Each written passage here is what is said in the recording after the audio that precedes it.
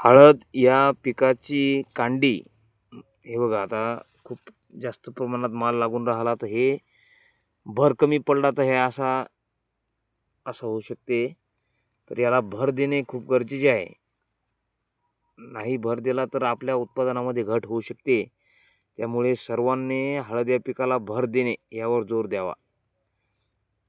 आणि या कांडीचे वजन आणि साईज जर वाढवायची असेल खर्च कमी करून, तर DAP हे ड्रीपने देणे खूप महत्त्वाचे आहे. DAP जर 5-5 किलो आपण रात्रभर भिजू घातली आणि फॉस्फरिक ॲसिड त्यासोबत 100 मिली असे वापरले तर खूप फायदा होतो आणि खर्चही कमी होतो.